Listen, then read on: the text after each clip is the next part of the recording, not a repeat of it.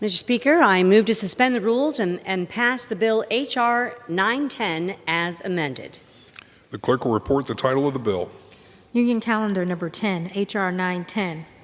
A bill to require the Secretary of the Treasury to pursue more equitable treatment of Taiwan at the international financial institutions and for other purposes.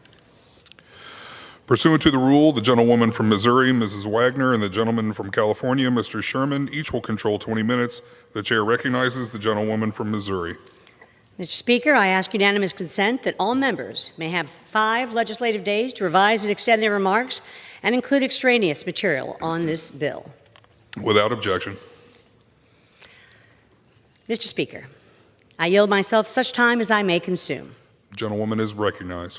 Mr. Speaker, I rise in support of H.R. 910, the Taiwan Non-Discrimination Act of 2025. I would like to start by saying thank you to Representative Kim for her important work on this legislation. Following the House's passage of this bill last Congress, Taiwan announced that it would seek membership from the International Monetary Fund, or IMF. This is a direct result of the gentlelady's leadership on the issue, and I want to applaud her for her dedication and her efforts.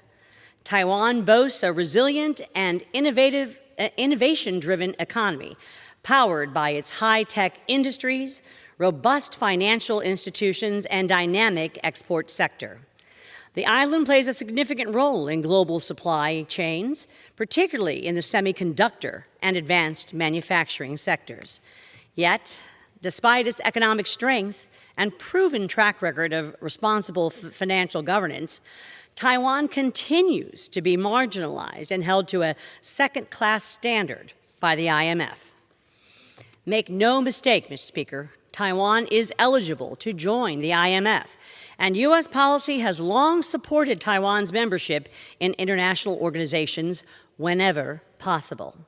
Excluding Taiwan undermines the legitimacy and effectiveness of the IMF as a truly global institution in an increasingly complex world economy. The IMF's core mission involves advising governments on economic reform. What better society can the IMF point to when driving home the importance of good policies? Taiwan's per capita GDP has grown more than 35 times larger since the end of the Chinese Civil War. The island has crucial insights to offer, an institution that seeks to put its borrowers on stable footing. It is long overdue for Taiwan to receive the recognition and representation it rightfully deserves at the IMF. I urge all my colleagues to join me in supporting H.R. 910, and I reserve the balance of my time. The gentlewoman from Missouri reserves. The gentleman from California is recognized. I yield myself such time as I may consume. The gentleman is recognized. I rise in support of H.R. 910, the Taiwan Non-Discrimination Act of 2025, sponsored by Representative Kim from California and co-sponsored by Representative Green of Texas. H.R. 910 requires the United States to advocate for Taiwan's membership and participation in the International Monetary Fund, also known as the IMF. Taiwan is currently seeking to join the IMF, and I believe we should support this effort. The IMF was formed in 1944 to encourage economic cooperation and stability after World War II. Today, the IMF offers technical assistance related to sustainable economic growth and an international reserve to provide liquidity, among other services it provides to its member states. It is an essential institution for security, cooperation on global economic matters. Taiwan has a big impact in the world. Vibrant culture, delicious food, and a highly educated population. Taiwan is also an essential economic and trade partner of the United States and so many other countries around the world. According to the World Trade Organization, Taiwan was the 16th largest exporter and the 21st largest merchandise importer in 2023. Those exports, especially for information and communications technology products, make Taiwan a critical partner to the United States and to our industry and workers. Thus, it seems obvious that such a pivotal part of the global economy should not be excluded from engagement in one of our most important international financial institutions. As H.R. 910 requires, The U.S. would be an advocate that the IMF admit Taiwan as a member, allowing the IMF to monitor and evaluate the health of Taiwan's economy, provide technical support to Taiwanese officials, and support employment opportunities at the IMF for Taiwan nationals. Given its contribution to the global economy, Taiwan should certainly not be locked out of membership. Not only will this benefit Taiwan, it will benefit America and the entire world economy. It should be noted, however, that while this legislation will assist Taiwan, some Republicans are ignoring what the administration is doing that will hurt our economy and that of Taiwan. In February 2025, in one of his first actions as president, President Trump issued an executive order seeking to withdraw the United States from several international organizations and calling for recommendations on exiting the U.S. from its membership in certain other organizations, including the IMF. So clearly, our ability to advocate for Taiwan at the IMF to carry out the purposes of this bill is undermined by the fact that Donald Trump is examining withdrawing us from the IMF. Setting aside the central point that the President has no authority whatsoever to withdraw the United States from international financial institutions, that review, which is due as August, of course, has not been completed.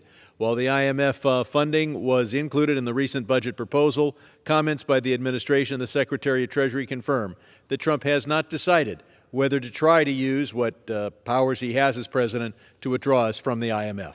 Most significantly, Trump has refused to reiterate the policy that the U.S. has had in place since 1979, standing with the people and security of Taiwan. When asked if the U.S. will maintain its decades-old commitment to Taiwan, Trump has repeatedly avoided the easy answer, declaring loudly that he won't provide a direct response. We should pass this bill, but we should also urge our president to not undermine Taiwan and not undermine the world economy by talking about withdrawing the United States from the IMF. I urge my colleagues to support this bill, and I reserve the balance of my time. Gentleman from California reserves. Gentlewoman from Missouri is recognized.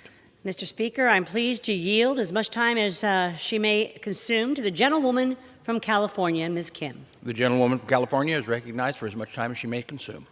Thank you. I want to thank Chairwoman Wagner for yielding and supporting my legislation. And I would also like to thank Representative Green of Texas for co-leading H.R. 910 and making this a bipartisan effort. Mr. Speaker, I rise in strong support of my bill, H.R. 910, the Taiwan Non-Discrimination Act. This bill is simple. It requires the Treasury Department to advocate for Taiwan to join the International Monetary Fund, or IMF. Unfortunately, China has consistently blocked Taiwan's participation in international forums, including IMF. China pursues these tactics because they know that financial security is just as important as military security. Defense experts have identified that China could exploit Taiwan's financial system by raising tariffs, short-selling stocks, and freezing bank transfers. Joining the IMF would allow Taiwan to access resources that promote financial resilience and deter China's economic coercion. It has been the long-standing U.S. policy towards Taiwan to support its membership in international organizations where statehood is not a prerequisite. We must continue to advocate for Taiwan's voice to be heard where membership is not possible. And this principle has lasted decades across the Republican and Democratic administrations, and it has repeatedly been reaffirmed in bills passed by this Congress. So, Mr. Speaker, advocating for Taiwan's membership in the IMF will also unlock access to other international financial institutions. The World Bank, for instance, requires members to first be a part of the IMF. So I urge my colleagues to vote in favor of H.R. 910 and send the Taiwanese people a strong message of solidarity and support for their democracy. I yield the balance of my time. Gentlewoman yields back. The gentlewoman from Missouri. I'm prepared to close. Is the gentleman prepared to close? Gentleman from California is recognized. Mr. Speaker, I have no further speakers, and I'm prepared to close. The gentleman from California is recognized. I yield myself so much time as I may consume. Gentleman H.R. recognized. 910 is a bipartisan bill that requires that the United States use its vote and its voice at the IMF to support Taiwan's membership. Taiwan has been an excellent contributor to the global economy and should not be absent from organizations such as the IMF. Congress should support this bill, and I urge my Republican colleagues not only to urge that Donald Trump carry this bill out, but also support the people of Taiwan and support the role of the IMF as we go forward. I again recommend to my colleagues that you support this bill, and I yield back the balance of my time. The gentleman from California yields back. The gentlewoman from Missouri is recognized. I recognize myself for as much time as I may consume. In closing, Mr. Speaker, it is long overdue for Taiwan to receive the recognition and representation it rightfully deserves at the IMF. I urge all my colleagues to join me in supporting H.R. 910, and I yield back the balance of my time. Gentlewoman yields back. The question is, will the House suspend the rules and pass Bill H.R. 910 as amended? Those in favor say aye. Opposed, no. In the opinion of the chair, 2/3 being in the affirmative, the rules are suspended and the bill is passed, and without objection, the motion to reconsider is laid on the table.